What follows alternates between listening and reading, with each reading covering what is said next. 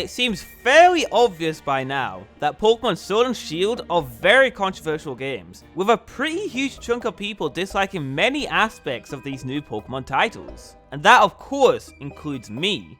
There is, however, a large group of people defending many of the shortcomings of these new games, and for the most part, I don't agree with anything they're saying. Am I being irrational? Maybe. But today, we're going to be taking a look at all the excuses people are making for Sword and Shield and seeing how many we can debunk. I've had a lot of time to reflect on all of these excuses, and I'm so ready to tear them to shreds. I hope you are too. So strap in, because things are about to get interesting.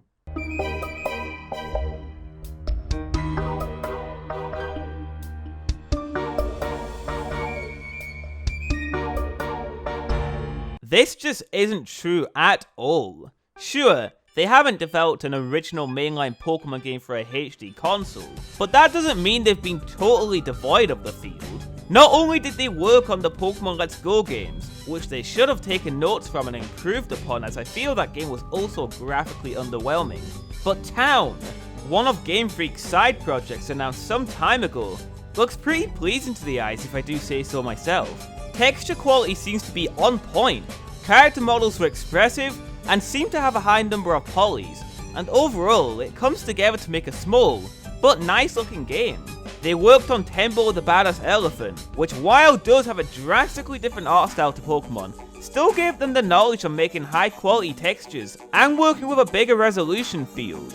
They've had the time to perfect their craft, but instead we're still ending up with these horrible looking textures, average looking character models, and many animation shortcomings. Not only this, but if they quote unquote don't have the experience, then why don't they hire new people?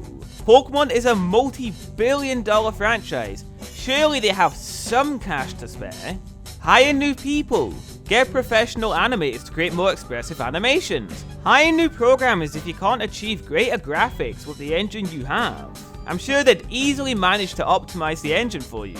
There's plenty of people in the world, they've really got no excuse here. And look at this, fans are doing a better job than Game Freak. It's baffling. To me, it feels like they're trying to cut costs and make do with what they have, because they know for a fact that these games will sell no matter what. I mean, sure, that's fair, but it doesn't feel all that genuine to me. This is all entirely speculation on my end, but I'm just looking at this at face value. There's one more point I want to bring up here.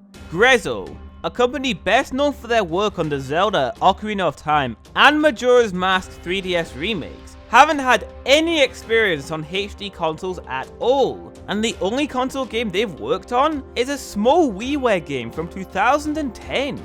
And guess what game they're working on next? Link's Awakening for the Nintendo Switch. While the game has a divisive art style, you can't deny how clean all of the models and textures look. They look high quality, they look next gen, they look like they actually fit on a home console. A developer, much smaller than Game Freak, managed to pull this off on their first try. If they can do it, then why can't Game Freak? There's just no excuses.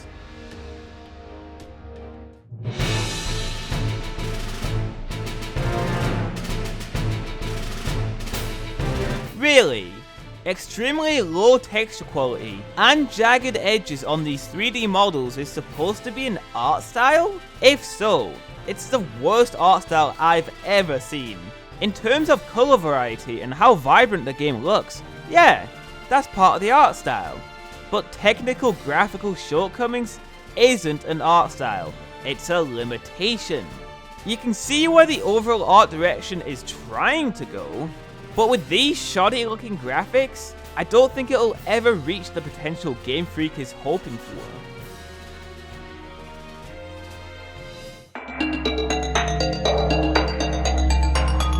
Okay, name me a time where a Pokemon game from E3 drastically changed in quality before the release of the game. Because to my knowledge, that's never really happened before. What we see here is what I sadly think we're getting. early gameplay is released for us to judge, so that's what I'm doing. Judging. You're all fair to have your own judgments of these games, but don't shut down either side of the argument. We're all free to our thoughts.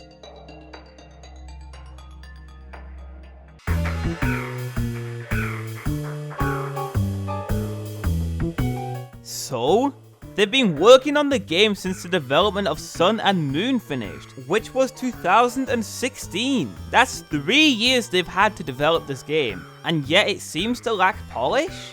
You know what game only took 4 years to make? Breath of the Wild. Yes, there were around 300 people working on this game at once, but it's also a game that I'm betting is at least 3 times the size of Sword and Shield. The size of the game isn't my argument though.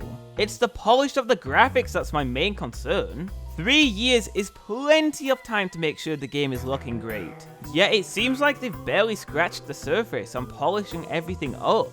Game Freak have a much smaller game to work with, but yet they still can't get the graphics right. How much time do they need? 6 years? 7 years? No. What they need is new people. That's all. New people to handle the work they clearly can't achieve. If the game looked more impressive, it'd attract a lot more people, leading to more sales and making their investment in hiring new people completely justified. Why don't they do it? Why? And if time constraints is a defense of the game, are you advocating a rushed game? I don't have to bring up the Miyamoto quote again to tell you that that just isn't right. If the game looks rushed, delay it. People will say that the games need to line up with the anime and trading card game, but they never really have to begin with.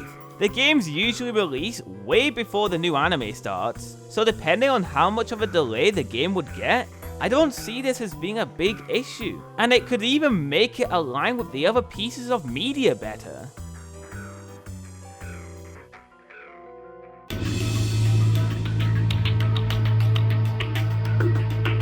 No they don't. All of these Pokemon are directly taken from the 3DS games, with seemingly the same poly limitations and all. They're not making new animations for every move, they're simply using the ones they already have from the 3DS games. Sure, they're gonna have to model and animate maybe 100 or so new Pokemon, but many games of this caliber have to animate this much, if not more, so why do Game Freak get a free pass on this? The only new animations I've actually seen are the animations when you activate the new Dynamax feature.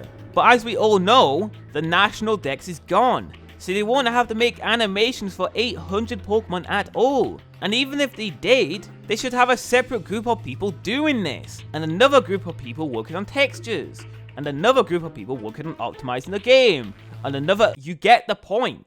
One task isn't prioritized at once for the most part, they're all being worked on simultaneously. Imagine how slow game development would be if this were truly the case. We'd never have new games to buy. Now, let's bring up a theory I have concerning the lack of the National Dex. Dynamax, as you all know, is the big new feature of Sword and Shield where the Pokemon get a heavy size increase with enhanced moves. This can be done for any Pokemon in the game. Here's where it gets interesting though. What if, instead of simply making the Pokemon models bigger, there's a separate model stored on the game being the huge variant of that Pokemon? When activating Dynamax, the original model is swapped for the huge one, rather than taking the original model and increasing its size. If this is the case, who knows how much data this could store? Remember, these Pokemon are massive. I'd say at least 10 times as big as the original. Thanks to people digging into the game files of the Let's Go games, we know that each Pokemon model is roughly 0.8 megabytes in size. That's quite hefty. I forgot to put in the part where you times 0.8 by 10 to get 8 megabytes. It's quite the important part. 0.8 megabytes isn't a lot. Alright, it'll make sense. Especially if Game Freak are opting to use smaller cartridge sizes for the games to cut costs of production. This would explain many things, but when it comes down to it, it's all about bad game optimization. This is entirely speculation, but it's the best I've got when it comes to this big issue. I don't know what else it could be. I also bring this up as Sun and Moon stored separate character models for different events of the game, rather than use the same model and applying new costumes to them. It's really bizarre, and I honestly just don't get it. Why does it have to be this way? When it comes down to it, the graphics are flat out underwhelming. Sure, graphics aren't everything, but I'm definitely in the boat that thinks that they're an important part of a game. Top that with the lack of the national dex due to quote-unquote quality, and you have perhaps the most divisive pair of Pokemon games to date. I seriously hope they turn out good, but my expectations right now are rock bottom. Sorry, Pokemon.